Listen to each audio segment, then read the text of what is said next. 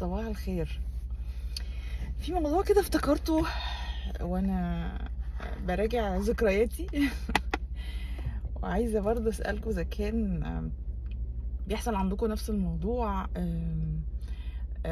بيحصل بطريقه مختلفه، مش عارفه يعني. هستنى تعليقاتكم زي كل مره. وقت التنظيف يعني وقت يوم التنظيف او يوم اللي كان مخصص للتنظيف او للطبيخ او شغل البيت عامه، يعني كان ايه اللي بيحصل؟ انا متخيله ان 99% من اللي انا هقوله ده كان بيحصل في كل البيوت اللي فيها الام نرجسيه. اولا، احساس ان الست اللي بتنظف دي، لو في ست تيجي تنظف، يعني انها اهم واحده على كوكب الارض. هي اهم مننا، ده اكيد. اهم من الاب لو الاب موجود، اهم من اهلها، اهم يعني هي اهم دلوقتي في هذه اللحظه. الست دي يعني ممكن نعمل لها تمثال. ف ده اول احساس اي ثينك اغلب الناس كانت بتحسه، ان الست اللي بتنظف دي هي طبعا الناس دي لازم نعملها على كويس، ونعملها على انها يعني نحترمهم ونعمل لهم فطار ونغديهم لو موجودين عندنا وقت الغداء، ونعملهم بمنتهى الاحترام ومنتهى الإنسانية يعني. إنما بيحصل نوع من أنواع التقديس، يعني دي جاية أم مش عارف مين، أم بقى أم علي، أم محمد، أم نادية، أم يعني أيا كان، هي بتبقى أم حد طبعا، وحتى لو مش مخلفة وجاية بقى، جاية دي في طوارئ. والمشكله ان دي حاله طوارئ بتتكرر، ممكن تتكرر مرتين في الاسبوع، ممكن تتكرر 3 مرات في الاسبوع، ممكن تتكرر مره في الاسبوع، بس حاله متكرره من الطوارئ الغير مفهومه. يعني البيت هينضف والمفروض ان دي حاجه حلوه، ليه في نكد؟ يعني ليه في مشكله؟ ليه في حاجه غير محلوله؟ يعني في ايه اللي مش محلول؟ يعني حد هيجي ينظف البيت معانا، تمام، ففي قبل الايفنت ده، قبل الحقبه دي، بيبقى فيه طوارئ. اصحي من النوم، اقفلي اوضتك، افتحي اوضتك، افطروا بسرعه عشان تيجي نحط الاطباق في الحوض عشان تغسلها، اتغدوا بسرعه عشان تيجي لما تخلص تنظيف تغسل الاطباق اللي في الحوض. يا ريت لو تتعشوا يعني مع الغدا، برضو تبقى ظريفه عشان هي تغسل برضو اطباق العشاء. الأوضة، الملكونة، التراب، اطلعي من هنا، اخرجي من هنا. في ايه بجد في ايه؟ انا اتوترت وانا بحكي. في قبل وفي خلال وجود الست دي، او خلال مرحلة التنظيف والطبيخ والمطبخ. مطبخ منطقة محرمة محدش يدخل المطبخ وقت الطبيخ. طب حضرتك انا هتعلم ازاي ان اطبخ؟ طيب انا هتعلم ازاي كست؟ يعني مفيش حاجه. بعدها البيت نضف، فاحنا لازم نسيب البيت نضيف للاسبوع اللي بعديه. طب ما احنا اطفال وازواج، يعني في ناس عايشه في البيت، هنسيبه ازاي نضيف كده محدش يلمسه؟ ولو في بصمات على الازاز او على المرايات، حاشاكم بصمة اي كلب معدي في الشقة تبقى على الازاز او على المرايات. مع ان عادي الاطفال ممكن هما ماشيين يحبوا مثلا يكونوا هيقعوا يسندوا، بيستكشفوا حاجة. ما هذا؟ اوعوا، دي مأساة. انا في حالتي مثلا كان في بيت معين يعني بنيجي بنروحه، برضو الست اللي كانت فيه نرجسية. هو البيت كان طبق 2 ليفلز، يعني في ليفل منهم يعني البيت متقسم الانتريه، يعني في انتريه، وفي فوق الانتريه كده طبقه تانية بسجاده كده معينه. يا جماعه السجاده دي كان ممنوع نطلع عليها. طب انتوا حاطينها ليه يعني؟ السجاده دي على الارض فبيتمشي عليها، لا ما نمشيش عليها، طب نعمل ايه؟ اطير؟ فممنوع هذه السجاده، اسمها السجاده البني، معلش عشان السجاده البني دي لازم كانت تبقى طول الوقت، يعني هي كانت لو عملتوا كده فيها تعمل تعلم سجاده موكت. اللي هنشوف بصمته او خربشته على هذه الموكت المقدس، والله العظيم ليلته باهي فايته. طب حضرتك، طب النص التاني من البيت ما راحوش خلاص، ما ده ما فيش بقى، ده وقت بقى اللزوم، ما اعرفش هو امتى، بس انا متذكرش ان احنا استخدمنا المنطقه دي كتير يعني. ففي حاجات غريبه جدا، مع ان الست بتيجي تنظف الحته دي برضه، طب ما حدش يجي جنبها، بتنظفوها بتاع ايه؟ لا تتنظف برضه عشان احنا نحب النظافه.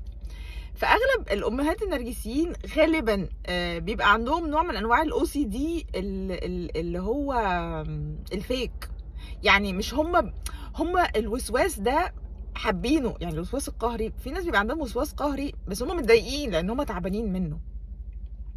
النرجسيين بيحبوا الوسواس ده لان هو بينكدوا بيه على بقيه البشر اللي حواليهم، فهذا الوسواس القهري بيطلع طبعا يعني بيطلع على عفاريته علينا كلنا، كل اللي في البيت، في العماره كمان، ممكن يعني ممكن ناس جيراننا يتنكدوا برضو بسبب هذا الموضوع. الزوج طبعا لو هما الجده مثلا، لو يعني في الحاله الجده، فبيبقى الجد بيتنكد، الام بتتنكد، جوز الام بيتنكد، الاحفاد بيتنكدوا، مرات الابن بتتنكد، يعني كلنا بنتنكد. فده بيبقى يوم منيل ب60 نيله نكد في الحياه كلها. بنفضل طبعا بندفع تمن ان البيت اتنضف ده حوالي يومين 3، محدش يدخل معرفش اصله نضيف، محدش يعمل البتاع اصله نضيف. ما هو طيب حاضر تمام. فبيتولد بقى عندنا احساس ان يوم التنظيف ده يوم منيل ب60 نيله، وبنفضل لما نكبر حتى ونتجوز احنا نفسنا بنبقى متوترين يوم التنظيف، ما تبقاش فاهمه بقى ليه، يعني انا ليه متوتره ان الست جايه تنظف مع ان المفروض دي حاجه حلوه؟ لان احنا متربيين عليها. ما احنا دايما بصوا للهيستوري، بصوا دايما اتربينا ازاي، ذكرياتنا ايه عن حاجه معينه، قبل ما نلوم نفسنا ان احنا بنفتكر ان احنا اوفر رياكت. هو انا ليه بعمل كده؟ ايه الهبل اللي انا فيه ده؟ لا هو مش هبل، هو حاجه ليها اساس، وليها اساس يعني مؤثر مش قليل. فارجوكوا دايما بصوا ايه اللي حصل في يعني لما تحسوا ان انتوا في مواقف معينه بتبقوا تريجرد، بتبقوا حاسين ان انا ليه بيجي لي قلبي بيدق بسرعه، ليه ببقى متوتره، ليه ببقى عرقانه، ليه ببقى متنرفزه او متعصبه او خايفه في الموقف ده. ماليش حق، غالبا ليكي حق، غالبا ليكي حق، لان في حاجه زمان اثرت فيكي. المسؤوليه بتاعتنا دلوقتي ان احنا نتعالج، ان احنا نغير الاحاسيس دي على قد ما نقدر، نحاول نغيرها. انما قبل ما نعرف ان دي مشكله فينا من طريقه التربيه بتاعتنا، ما نقدرش نحط ايدينا على المشكله عشان نحلها. ف احنا مسؤولين عن الهيلينج بتاعنا، بس ابتدي ابقى مسؤوله عن الهيلينج بتاعي، ابتدي مسؤوله عن التعافي بتاعي اول ما اعرف ان في مشكله اصلا. قبل ما اعرف انا مجرد بحس احاسيس وبيجي لي بانيك من حاجات معينه وانا مش عارفه في ايه. ما اعرفش اذا كان موضوع مثلا ان انتوا تتعلموا الطبيخ او تتعلموا التنظيف ده كان بروسس لطيف. انا ما اعتقدش ان هو بروسس كان لطيف على الاطلاق.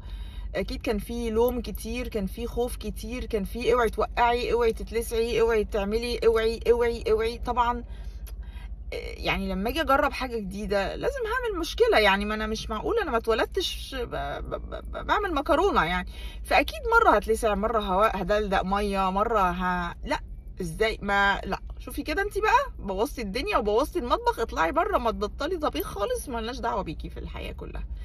طبعا بتبقى غالبا نوع من انواع التحكم بعد كده. يعني لو البنت ما اتعلمتش تطبخ الام بتبقى بعد كده في وقت الجواز والخلفه والكلام ده بتعرض هي ان هي تقدم هي الوجبات، وتبقى تعالوا اتغدوا عندي وانا هعمل لك الاكل وابعته لك والكلام ده كله. طبعا هو بيبان يعني حركه شيك قوي وشكرا يا ماما وربنا يخليكي لينا والكلام ده كله، بس هو بيبقى جواه كميه رغبه في التسلط ورغبه في ان انت تبقي تحت رحمتها. ما هو لو انت مش بتعملي الحاجه لنفسك يبقى انت تحت رحمه اللي بيعملها لك. من الاخر لو بتعرفي تعمليها وبتخلي حد يعملها لك حلو، لان وقت ما يبطل يعملها لك هتبتدي انت تعمليها، فما عندكيش مشكله، او هتدوري على حد وانت ريلاكس ان انت بتعرفي تعملي الحاجه دي.